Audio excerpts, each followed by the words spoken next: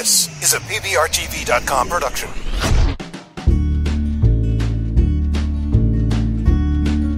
Welcome to the PBRTV Podcast. This is an idea that's been floating around in my head for a little over a year after some encouragement from a few readers of this website. You can consider this the pilot episode, and for all I know, it may be the only episode ever.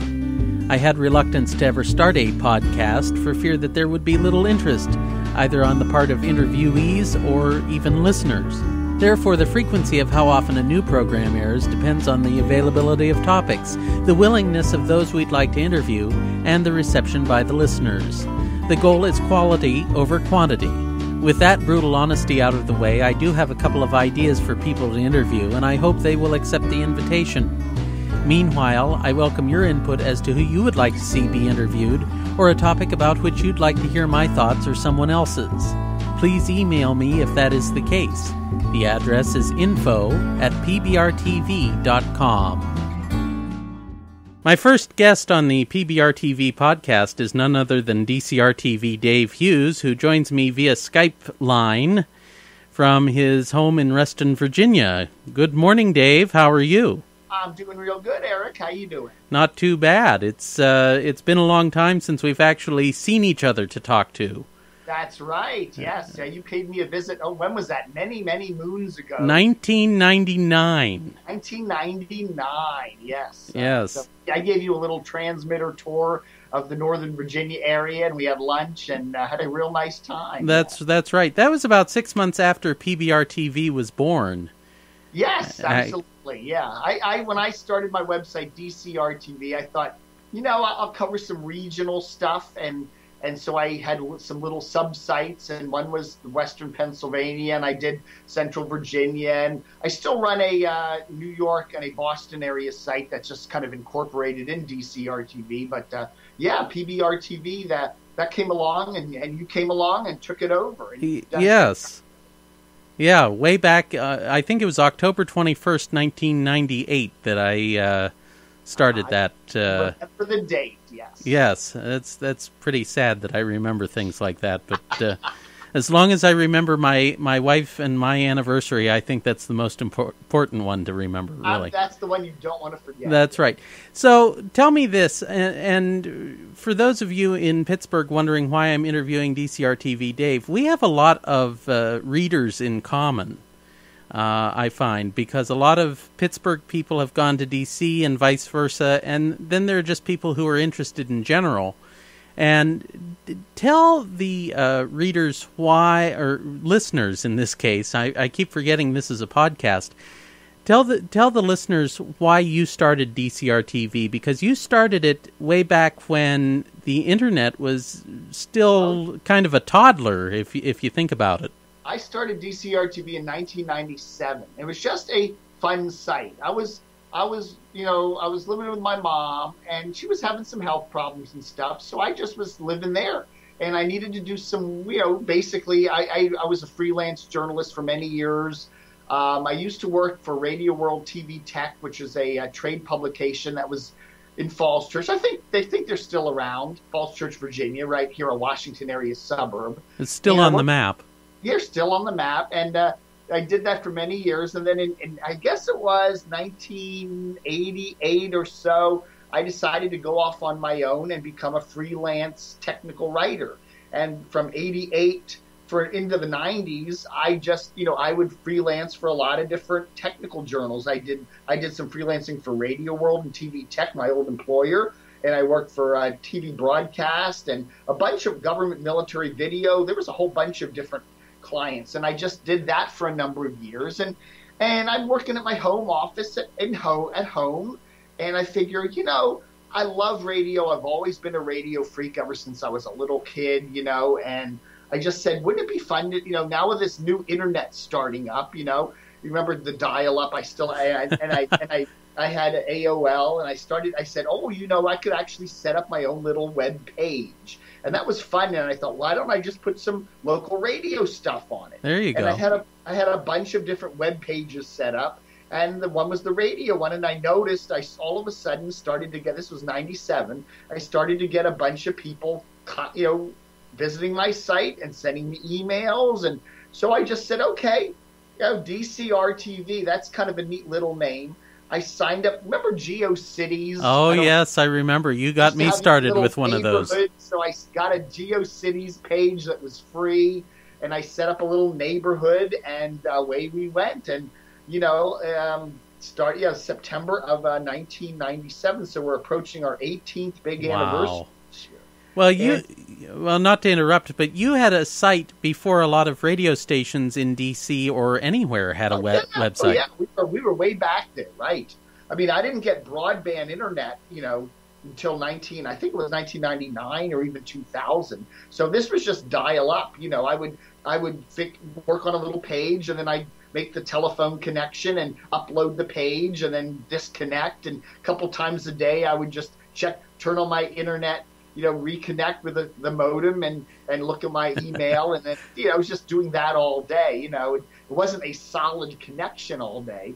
And I just found it was a lot of fun. And I started to, I put some radio news up there and expanded it into television. And it was just a lot of fun. I mean, and it grew from there. It wasn't until about 2003 or so that I, decided, hey, I need to get out there and make some real money, because I was just living at home basically. Right. I wasn't paying rent or anything. So I decided I need to monetize DCRTV. So I decided to let's make this into a real business. And I think that's somewhere around there is when I registered the DCRTV.com domain name. And I really started to selling ads and really pushing it and expanding it into those other sub-sites regionally around the D.C. area. And that's pretty much what I've been doing for 18 years, believe it or not. That's amazing, because I think it was about a year after you started DCRTV that I approached you about doing something similar for Pittsburgh. By that point, you had spread into Baltimore, New York, all of New England, I think. Yeah, I did a new NERTV, NYRTV, VARTV, PBRTV. Yeah, I mean, I just was looking around. I think for a while I had SVRTV for southwestern Virginia, and the problem is, you just spread yourself too thin. There's so much stuff, even just that regional area. You get up in the morning, there's just so much news, and I figure, I want to do one site really, really, really good, and I can't do all these others. If I try to cover all these different markets, my main DC market thing is going to suffer. So I just kind of said I'm going to focus on DC, and then the other sites, I'll just, I get some big news, I'll put it up. And then I've had you and a couple other folks, Robert Corbin down in Norfolk. And he said, hey, why don't I do the VARTV stuff, the Richmond, Norfolk, rest of Virginia stuff? And so I said, great. And then you approached me about the Pennsylvania stuff. Right. And that was great. And there was a couple other people that had approached me for some other things, and they didn't really work out. They kind of did it for a couple months and went on to something else. So, so you and Robert are continuing to do these sites, and they look great. I love them. I go there all the time, and you guys really, you can tell you really love your local radio markets and know everything about them. And you're obviously both, the number one source in your markets. And as I hope DCRTV is for, because newspapers just don't cover this stuff anymore. In the olden days, the Washington Post, all the Pittsburgh paper, they all had local radio columns and local, we used to have John Carmody in the Post. Yeah. Daily television, local television column. We used to have Jeffrey York that did a weekly radio column. And there would be radio news every, lots of it. And they just don't do that anymore. They don't. And it's disappointing because it shows, because you don't have listeners working in a station. You realize the comings and goings and the shortcomings of not having this info anymore when people call and are completely clueless as to what's going on with your station. If you change a format or a program goes away or something like that, and you used to have coverage of that stuff in the paper.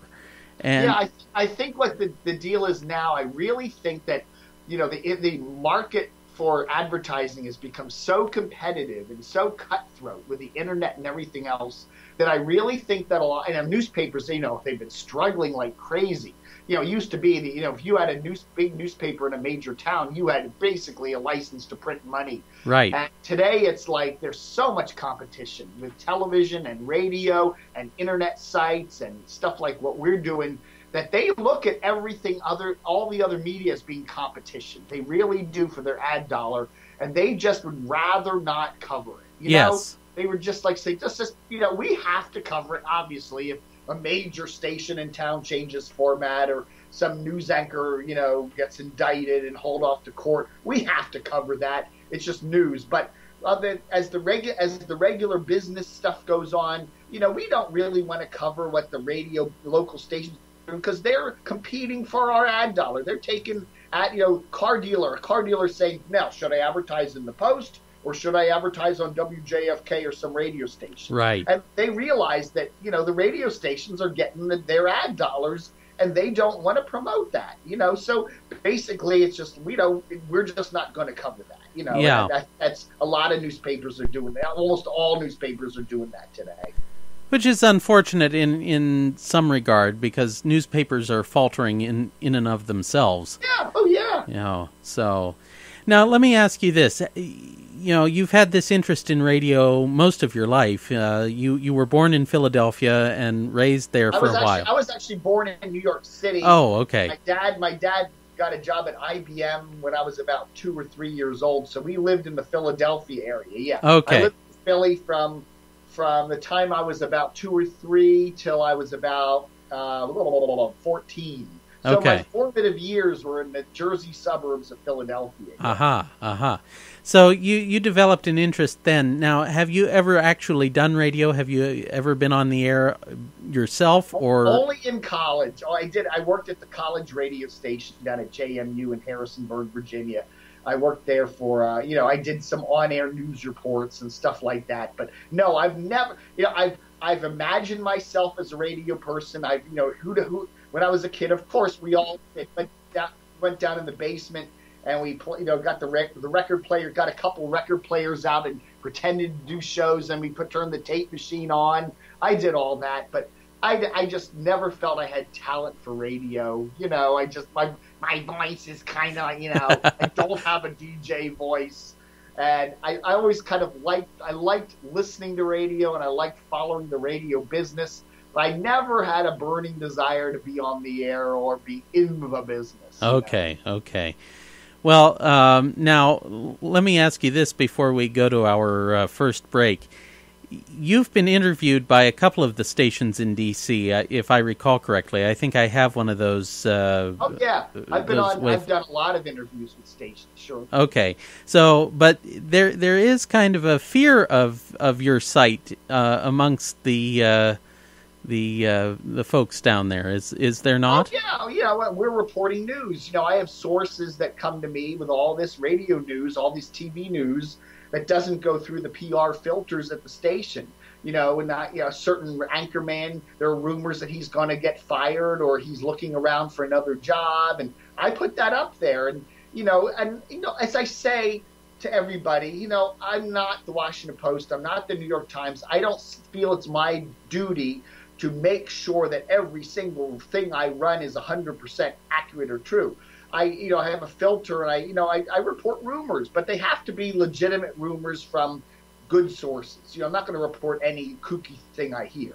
I have sources, right, and I know they're well connected, and I know they work at stations, and I hear rumors, and I will label it that. I'll say, this is a rumor I'm hearing about W whatever, and so that stuff gets out there, and obviously it gets banged around in the meetings. Oh, DCRTV is reporting that so and so is going to leave the station, or we're going to flip to a new format, or this or that. They don't, that drives station managers crazy. They don't like that, and right. So basically, a lot of stations have said, do not talk to DCRTV. If you do, you're getting fired. And there have been several people in the Washington radio market that have been fired because they've gone and checked their emails on their company computers and found messages to me. I tell people, don't send me emails from work.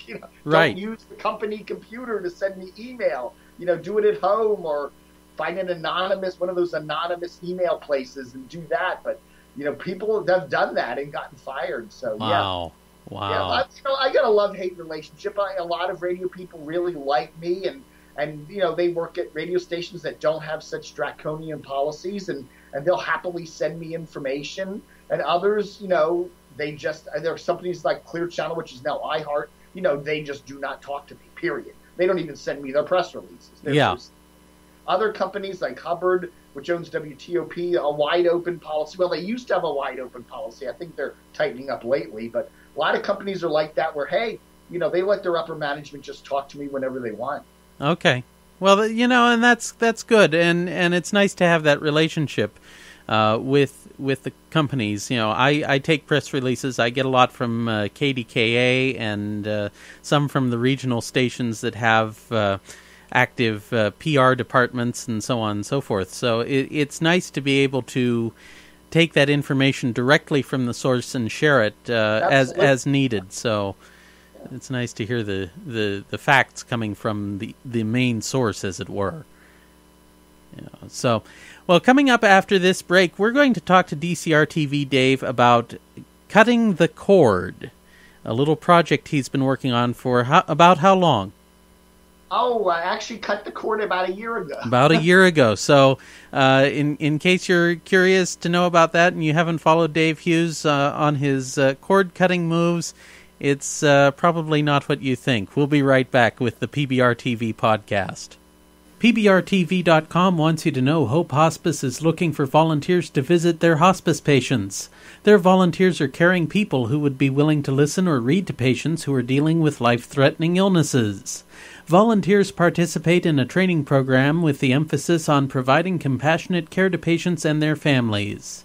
Time commitment is flexible, once a week or twice a month. Please call Hope Hospice at 412-367-3685 and ask for the volunteer coordinators. We're back here on the PBRTV Podcast. This is the pilot episode, if you will. Joining me on the podcast is DCR-TV Dave.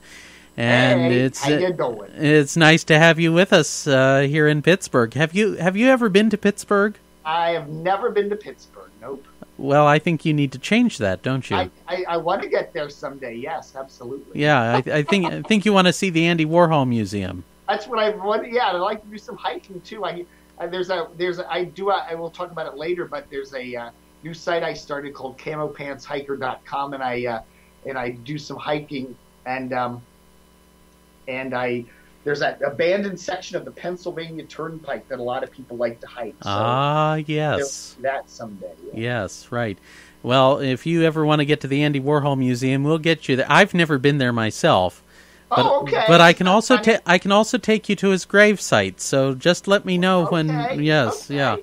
So anyhow, the reason I wanted Dave to be the first guest, other than the fact that it was easy to contact him first, is because he's for about a year now, as I understand it, he has been without cable TV in his home. Yes. Down there in Reston, Virginia. Explain to people why you were inspired to, as you call it, cut the cord. Yeah, well, about a year and a half ago, one of my fine donors at DCR-TV made a donation, and he said, a small donation, and he said, by the way, I build computers. If you ever need a computer, let me know. And I said, are you serious? And he said, yes, I'd love to build you a computer for free. Nice. And I said, okay. So I gave him a list of what I wanted, and he built me this gorgeous computer. I mean, it's state of the art, he threw in this wonderful sound system with it and a subwoofer, and it's like, whoa. And I started spending my evenings, rather than in front of the television, I was now sitting in front of this big computer monitor and this sound system, and I'm watching stuff on the internet. And I'm got on Netflix, and I got YouTube, and I got all these websites, and I'm going on Comcast's website because you can watch all this stuff on demand there. And I'm having a great time, and I never turn the damn TV set on anymore. I just don't. I don't even use it. So anyway, comes last September, and I get my Comcast bill, and it's like $100 more than what it usually is. Oh, my goodness. And I went, okay. And I called them up, and they said, well, you had a promo rate for 2 years, and that's expired. And I said, well, look, I said, give me the promo rate again, and I'll keep my service. And they said, no. They said, you can't continue the promo rate anymore. You have to pay the regular rate. And I said, well, this is close to $200 a month. Oof. I said, I ain't doing that. So the lady was just an idiot. She didn't even argue with me. You know, she could have said, well, sir, we could cut you back to a basic service or do this. I just said, well, okay, get rid of my cable. I said, I'll keep my broadband internet because I need that for work, but get rid of the cable. So she, okay, and I took the box back and everything, and I just have not had cable since almost a year now. Wow. And I just said, it's not going to be that much of a difference because I'm not watching much television as it is. I'm sitting here in the den with my computer watching on the internet, and so I set up a television set in here, and I put up an antenna, that's over on the window that faces toward Washington, and I can, pull in almost all the channels. And they're nice HD signals, and I'm not paying a damn penny for any of them. Wow. And all these, with digital television, all the channels have sub-channels. So I'm getting like 40 channels for free. Right. I watch, ABC, NBC, CBS, Fox, PBS, and HD like everybody else. And I can get all these sub-channels like MeTV and Get TV and Retro TV and a whole bunch of stuff. And, and it's great. And I can watch... I got a Roku, which is a little device that allows you to watch internet television on a standard television set. Yeah. And a lot of the channels on Roku device is only $50. Right. And and that's it. Then you can get subscribe to all these channels on Roku. Now, some of them are paid channels, but most of them are free. And you can watch movies, and you can watch classic television, and you can watch shows that if you like food shows, if you like cooking shows, if you like technology shows, computer stuff, they're all, you can watch all this. So with my Roku, with my 40 channels of broadcast television, with my Netflix, which is only $8 a month, with my YouTube, which has an amazing amount of stuff on YouTube. I mean, you hunt on YouTube, there are entire commercial-free movies on YouTube. They're all there. Yeah. Television shows, all this other stuff. There's other websites. I love Jerry Seinfeld. He has a site called Comedians in Cars Getting Coffee, where he interviews all these people, and they drive around in cars getting coffee. There's a lot of cool stuff. And I honestly, there's been 1 or 2 days where I thought, gee, I'm sorry I canceled cable. But I really don't miss it. I mean, I have a huge DVD collection, so I have almost all. I love classic movies, and I love Turner Classic Movies. But, if I see a cool movie on TCM some night, I go, oh, I have that Bette Davis movie in my collection. I'll just watch that at the same time for free. You know? Right. So I pay about $80 a month for the broadband, and I do get a upgraded broadband package because I do a lot of streaming. Sure. But that's it. That's all I'm paying. $8 for Netflix. Wow. I did try this thing called Sling TV, which has about 20 cable channels on it, because I did want to see the final season of Mad Men, which was back in April and May, which was a disappointment. But I was able to watch it on this Sling TV, which costed $20 a month. But Sling, again, it was like, if I don't watch 300 channels of cable, why am I going to watch 20 channels of cable on Sling? And once Mad Men ended, I said, goodbye, Sling. Plus, there was some technical glitches with it. So basically, yeah, I mean, $80 for my broadband, which is business. I need that for business. So I don't really consider that a home television expense. Right. And, couple, $8 here, and I don't pay the $20 for Sling anymore. So it's really, well under $100, for all of that. So, which is an amazing savings when you think about it. And down there, I think you have the same cable coverage that we do with Comcast and Verizon. Yes. Now, for some reason, Verizon never wired my subdivision. So I live in a condo place.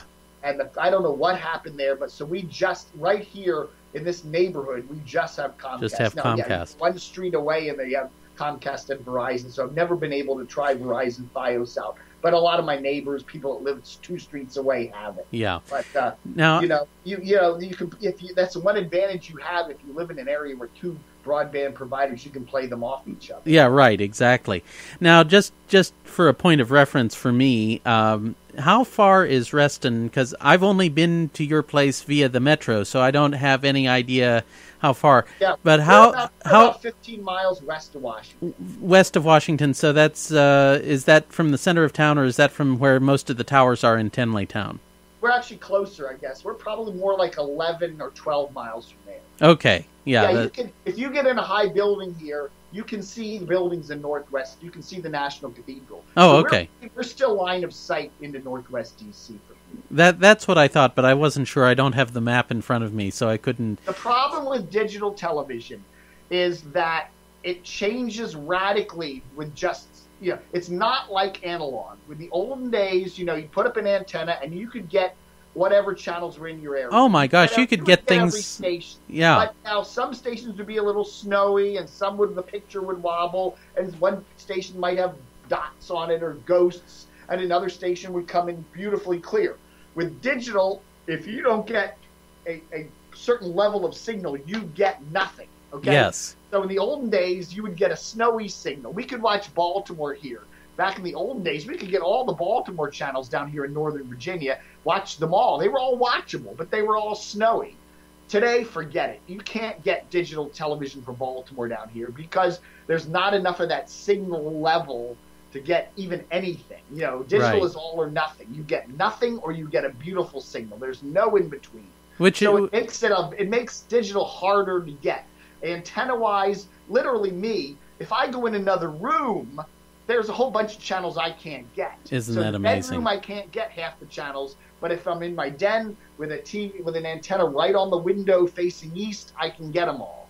So it is a much more difficult thing to get digital television than it was in the olden days to get analog, which means a lot of people are going to have a tough time canceling their cable. Right. You might do what people are doing now is called cord shaving, not cord cutting. Yeah. And that's cutting your cable back to just what you definitely need. Right. I would recommend, a lot of people, if you don't want to sit and fiddle with an antenna all the time and have TVs in multiple rooms, even if you're in close to a major metropolitan area, you're probably going to want to say, okay, I'll go for basic cable and at least get, your local channels and stuff like that and not have to worry about it. So, everybody's in a different situation when you're thinking of cutting the cord. And a lot of people can't cut the cord completely, but you certainly can cut back what you're paying for. I mean, why are you paying for ESPN? ESPN costs the average, you don't realize it, but $6 or $7 of your cable bill every month is to watch ESPN. Oh, golly. And if you're not a sports fan and you never watch ESPN, why are you paying that? Exactly. Well, and that's a good point. And the cable channels like Discovery, which is based there in Silver Spring, not too far from you, and several others keep creating channels to supplement the channels that have been there. For instance, let's take Cartoon Network, for example. Cartoon Network used to be great. You would see all the cartoons that you and I probably grew up with watching on standard television back in the day, and then they started adding new cartoon series, and then Cartoon Network found that they were doing fine with the new cartoon series, so then they created another channel called Boomerang to put all the old ones on. And then and then there was the Food Network, and now there's the Cooking Channel, and they share programs. I mean, how bizarre and berserk do we have to go to bring program to everybody? I mean, well, it's the bean counters. I mean, it's what they do.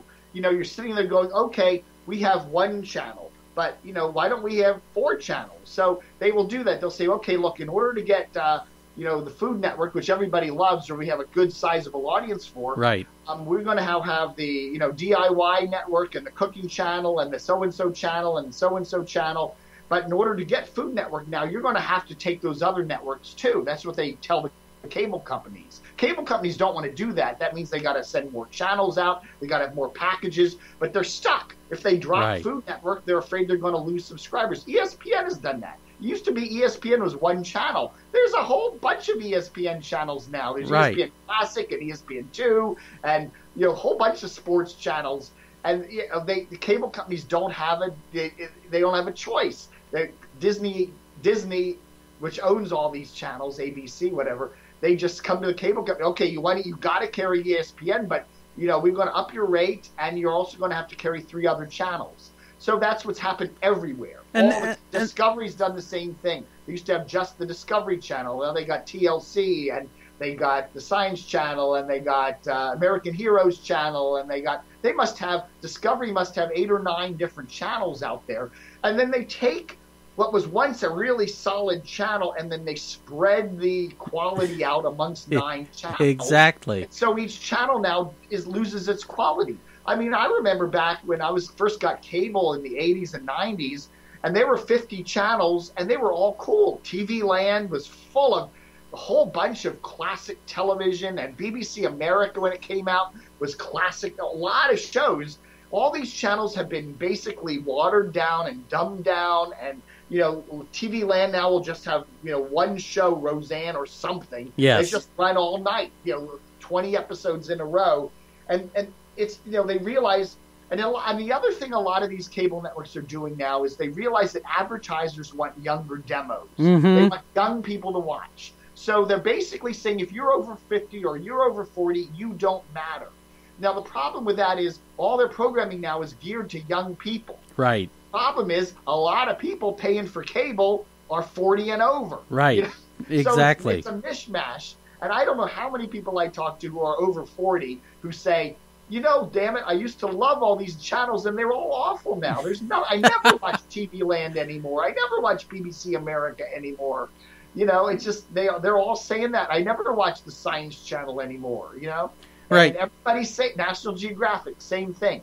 It used to be a really cool channel that had really cool documentaries on it. Now it's just shows about prisons. Lock up this and people like that, and it's boring. But they do it because it gets those 20 and 30-year-old eyeballs watching, and that's what advertisers like. So the whole thing is mixed up, and the problem is, too, that a lot of these young people aren't watching standard television anymore. Right. They don't have televisions. They're watching on their iPads, and they're watching on their smartphones, and they're doing the internet thing. They're not paying for cable. So the whole business is kind of slowly collapsing on itself.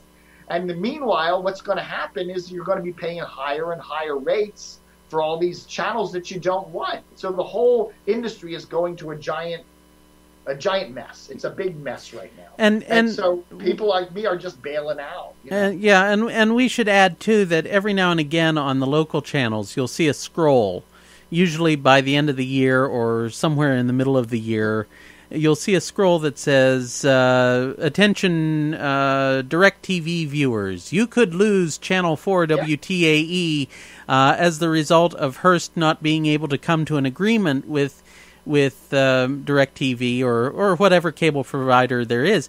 And the reason for that is because Hearst or whoever the company is that's owning the station in question has to pay to be on that cable company. Right. Oh, yeah. And that's why you see these messages. Vice versa. There are, it's all different. Sometimes cable companies have to pay to get, Hearst has ABC or whatever network you're in your market, and they'll say to the cable company, okay, look, we're going to take our channels off your cable system unless you pay a hefty fee. It's called a retransmission fee. Right. And if you notice, the cable companies now are all passing that fee on to you. Yes. You notice in your Comcast bill now there's a broadcast TV fee of $3 or $4. Right. Well, that's those fees that they're paying to Hearst, and they're paying to CBS, and they're paying to whoever else, Sinclair, in a lot of markets, to carry all these channels. Right.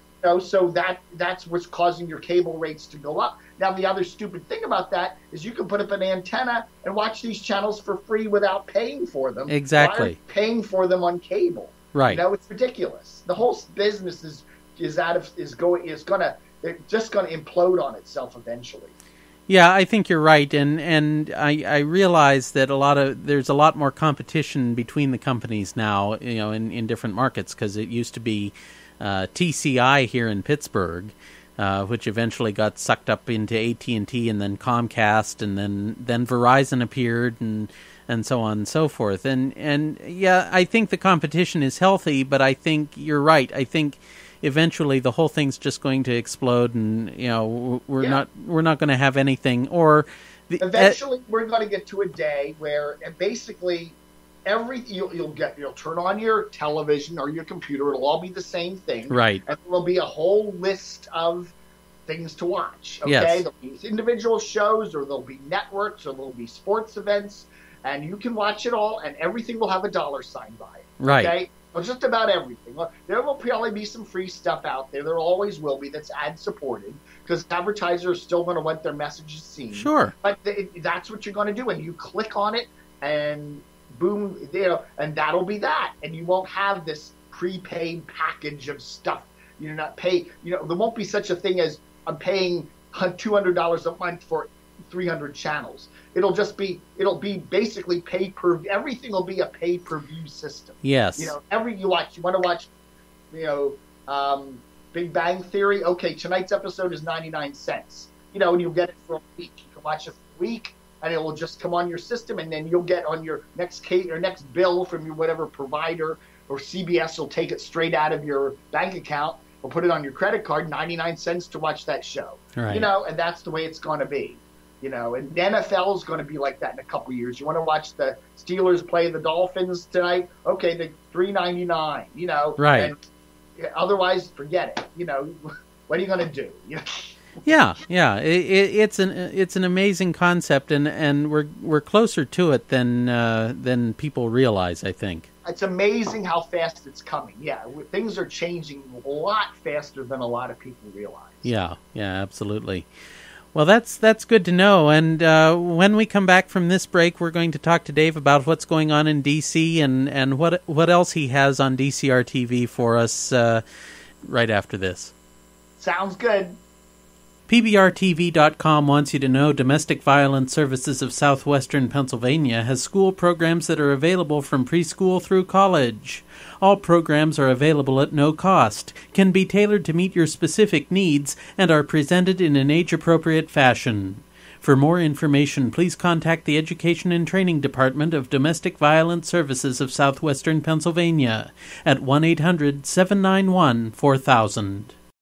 Welcome back to the PBRTV Podcast. I'm Eric O'Brien, and my guest today is Dave Hughes from the DCR-TV World Headquarters in Reston, Virginia. And Dave, it's good to have you with us. Yeah, a lot of fun to be doing this today. Yeah, it is. It's the first time, as I said, it's the pilot episode in my studio here, and hopefully there are more to come, but time will tell when whether or not that happens. But anyhow, so we've talked about the creation of our two sites years and years ago. Amazing how many years it's been. And we talked about cutting the cord with the cable companies.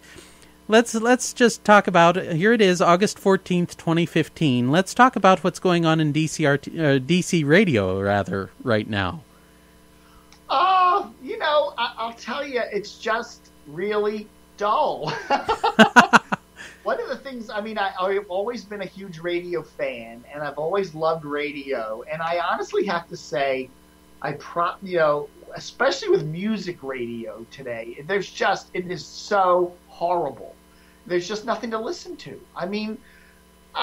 You can tell that people are switching away from broadcast radio to listen to music, because the stations today, they're just basic, generic, boring stations, The top 40, what we used to call top 40 contemporary hit, it's all bland, boring. There's no local stuff in it anymore. It just sounds like it's all being piped in from every station sounds alike.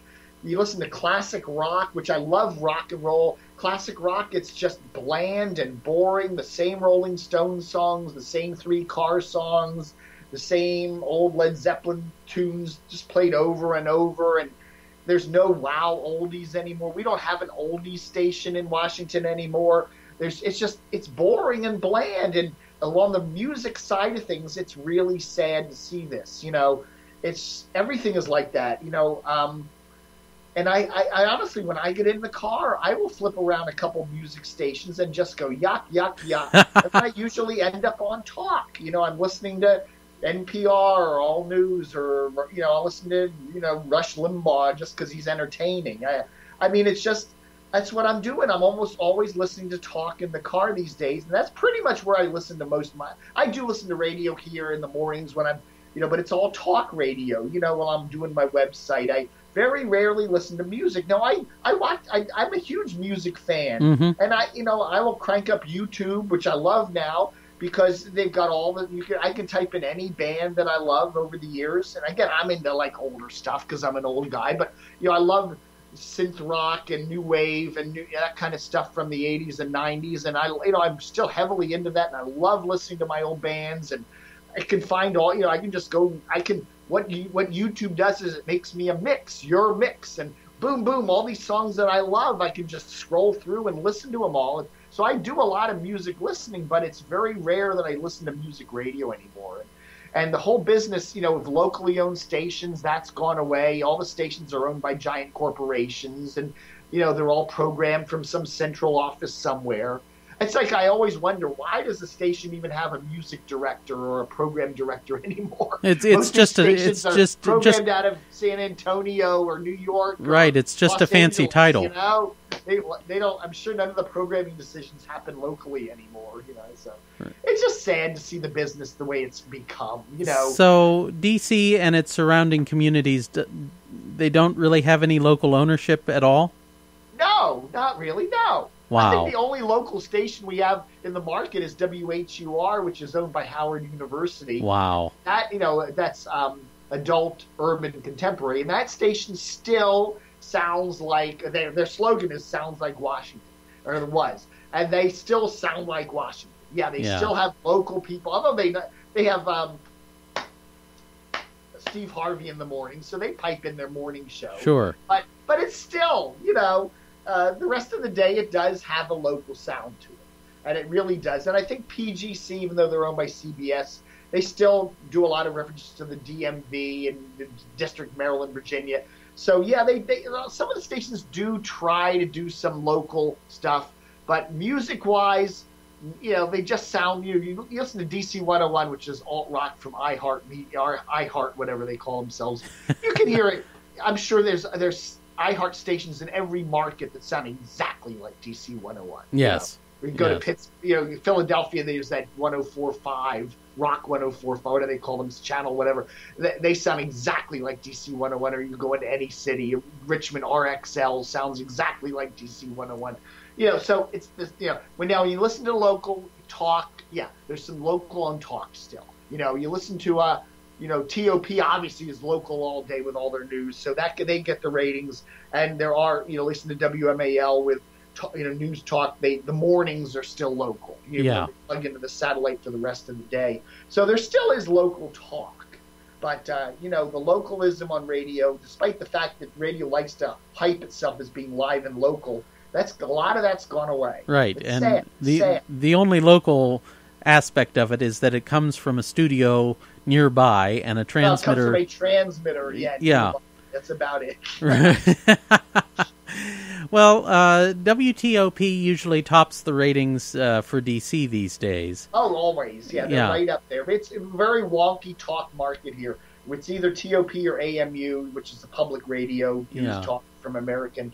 Yeah, they're always 1 and 2 in the ratings these days. Because I follow TOP on Facebook, and I've listened to some of their reports. Some of them are just absolutely wonderful. They do a spectacular job with things down there.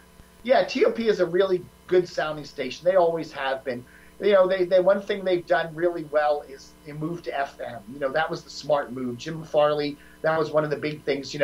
AM band in Washington is pretty much dead. It's just a mishmash. Well, it was never very good. That nobody listens to anyway. I'm not saying they don't provide a community service, but we have one. I think we have one AM station in the market that even shows up in the top 20 anymore. And that's Dan Snyder's sports talker, WTEM, ESPN 980, Wow. simply because he's been unable to find a good FM signal for it. You Well, know? and that's the only out of the top 20 stations in the market, that's the only viable AM signal we have anymore. And if I recall correctly, the AM signals down there are kind of scrambled anyway. What you hear on one side of town can't necessarily be heard on the other side of town. Exactly. Even during the day. Washington was one of these markets that was late to develop. You know, New York, Baltimore, Philadelphia, Pittsburgh, they were cities, that big industrial cities, way back in the early 1900s, you know. And when the radio gods decided to hand out frequencies on AM, they got some pretty good signals, you know. Right. Washington, for some reason, was a little backwater town until the 1960s. Isn't that so amazing? When those signals came out, for some reason, Washington just didn't get much, you know. Yeah. And they got what was left over. Yeah, we got a bunch of little weak, dinky little signals down here that didn't cover much, and the topography down here, whatever, we don't have good, the soil, ground wave, whatever. It's not good for AM signals. So, and plus the other thing is Washington was, as even up through the 60s, was a relatively small place. The western suburbs didn't go more than 10 miles out of town, and so a lot of when the AM signals were set up, they just didn't care about anything west of town. So, their antenna patterns just don't go that far. So nowadays, the western suburbs go out to Winchester and Hagerstown. They go up 50 miles, and you can go you can go to Leesburg or here in Reston even, and you can barely get any Washington radio stations after dark. There's just nothing to hear. Right. And the signals are that bad. So everybody in this market, even back in the 70s, pretty much went over to FM. And boom, all of a sudden now you can cover the whole market, and it's a great signal. And Washington was probably one of the earliest FM heavy signal markets in the country because of that. And it's just an FM market now. You could have an AM station in this market, and it's a waste of time. I'm not saying it's a waste of time. I mean, I realize there's a lot of ethnic groups. There's an Indian station that play India stuff that 950, and they do play all the Bollywood stuff. And I'm sure they've got an audience of a couple hundred that listen to it, but it's never going to show up in the ratings. And that's pretty much what's happened to Washington FM radio or AM radio these days. Yeah. And, WTOP, had kind of a double whammy because TOP, in case anybody doesn't know, it stood for top of the dial because they were at 1,500. Now it stands for top of the ratings, coincidentally. Yes. But 1,500 certainly does not go as far as, say, 630 or even 1050 for that matter. Yeah, I'd say there are probably three decent FM or AM signals in this market: 1,500, 630, and 980. Those are the three heritage signals. And 1,500 goes back a long ways. It's the old CBS, whatever. TOP's been on there. The Washington Post owned that station. They have a theoretically a really good signal. It is the strongest AM signal in Washington. It's 50,000 watts, but it's highly directional. It is a weird antenna pattern. And they beam their transmitters up north of the city in Wheaton, and they beam 50,000 watts to the northeast and the southeast, and that's pretty much it. Okay, so you can hear WTOP in Sweden. You can hear them in Nova Scotia. Yeah. They come in great in South Jersey. If you're in South Jersey, in Atlantic City, they're a local. I mean, you put on 1,500 in southern New Jersey, and they are blasting through. You can probably hear them in Bermuda, like a local. But you go 10 miles west of Washington at night, and they are completely gone. Wow. You can't hear them in Leesburg or Frederick or Reston at night. It's a weird signal, and it's odd. And then MAL, great signal. They're 5,000 watts, news talker, WMAL, heritage station. The problem with them is they have sold their antenna site. Yes. They're in North Bethesda, beautiful $1 million homes all built around this beautiful park-like setting. They sold their antenna site for like $75 to $100 million. Amazing. Cumulus, who's going down the toilet and their stock's falling. So they're going to get a nice payout. So this is all going to be torn down. And who knows where the new WMAL transmitter site's going to be, but it's going to be somewhere not as good. I was just going to say, it's been there how long? I don't know. 100 years.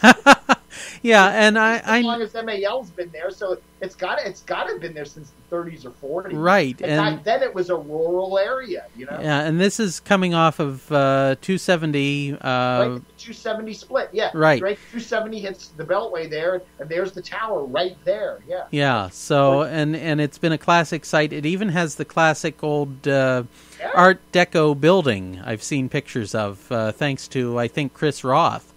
I run a DCRTV Plus site. If you make a donation to DCRTV, you can get access to it. And I have wonderful pictures of all these classic transmitter sites and buildings. WTOP's old Art Deco building over there on Wheaton, and then I have a whole bunch of pictures of somebody touring through the MAL tower, the building there, and then I have some pictures of the old WRC towers and transmitter site in Hyattsville, which is still there for WTEM, which is 980. 980, right? Yeah. So those signals are still heritage, but with all the sprawl today in the Washington area and all the concrete and tower blocks and and high rises, even out in the suburbs now, those AM signals, you just can't hear them anymore.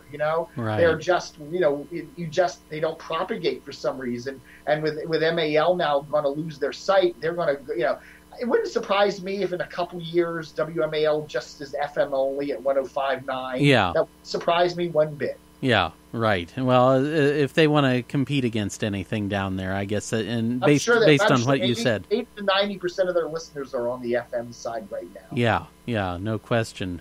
Unfortunately, that means no smooth jazz for you down there either. But well, yeah, but if you like your smooth jazz, you can certainly hear it on the internet. Exactly, exactly. And anymore, you can pick up anything on the internet. And I think that's funny with smooth jazz, though. That somebody badmouthed that. It didn't do well. It didn't do well in the PPMs for some reason. Those electronic measurements came out, and for some reason, smooth jazz didn't work well with those ratings things. And it's like every smooth jazz station in the country within a year went away. Popped off.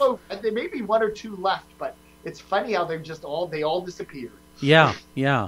Well, let's talk about some people that we have in common. I think the biggest one that we have in common in our two regions is Bill Rakoff, right? who did originally morning news here at KDKA, left to go to the new WNEW down there, right? Came back to KDKA for a while. Then he went back to NEW. Yeah, I mean, I like him. He has a wonderful radio presence and all that, but WNEW is just fighting a losing battle up against WTOP.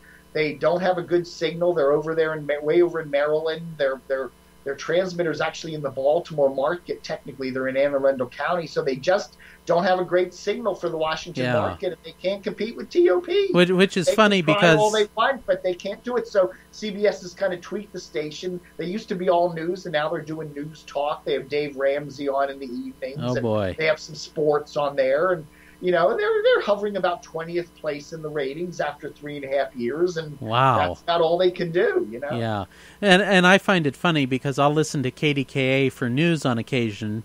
And when they want something from D.C., they don't even go to their own sister station. They go to WTOP, of all things. Yeah. So, okay. It's funny, too, because you hear, even though WNEW is owned by CBS, right. CBS still, when they want news, they take it over to TOP. That's right. That's right. So I find that really funny. Sean Yancey was at WTAE before moving to D.C., she's at the evening news now at Channel 5. Channel 5, which was the old Dumont station down there. Hey, Dumont, and then it was Metro Media for a while, and then as of 87 or so, it's been a Fox station. Yes, WTTG, named for Thomas T. Goldsmith. The old, the old engineer there. Yes, lived to be almost 100 years old, only died a few years ago, I believe. Right. Yeah, I remember writing his obit. Right? Yeah, right. Steve Shenevy used to be on WPXI. Right, he came and went to Channel 5 for a while and did very well, and then he went over to Channel 7 for a while and just sunk real fast. I don't know why. Nobody watched him on Channel 7. And he went back to Channel 5. and I think he does the mornings there, one part of their morning news crew. And, see, Pittsburgh is taking over Channel 5, I think. All the Pittsburgh people seem to work at Channel 5. Yeah, right. It's pretty funny. Well, Dave, is there anything else you'd like to say before we close it out? Yes, you still haven't paid me any royalty payments. I look at all my sub-sites out there. They're supposed to be paying me like a licensing fee. Oh, is that how this works? Well, we have to give credit to you for naming PBRTV. And over the years, everybody thought it was a website about Pabst Blue Ribbon beer. That's right, PBR, Pabst Blue Ribbon. Yes, and television. And since then, there's been a professional bull riders association site that has come up, PBR.TV. Wow. Yeah, so I blame you for all the confusion. Somebody once asked me if it was about peanut butter. Peanut butter, yeah. Yeah. PBR, peanut butter. I don't know. Rutabaga. But Dave, it's been a pleasure to talk to you, and thanks for being a part of the first and hopefully first of many podcasts here on PBRTV. Thanks, Eric. I really enjoyed it. Yeah, I love chatting with you, and if you want to do this again sometime, I'd be happy to. I'm sure there will be a topic that the two of us want to rant about at some point. Oh, yeah. Okay. Well, it's been nice having you here, and we'll talk to you again. Thank you, Eric. All right. Take care. There you have it, the first PBRTV podcast. Thanks to DCR-TV Dave for being our guest. Now, before you take me to task on the production quality, I know that there is a lot of work to do. The sound levels could have been better and a little more effort could have gone into the production efforts, but this is just the beginning, and it can only get better from here. Thank you for tuning in to the first PBRTV podcast. I'm Eric O'Brien. We'll talk to you again. This is a PBRTV.com production. Music by Audionautics.com.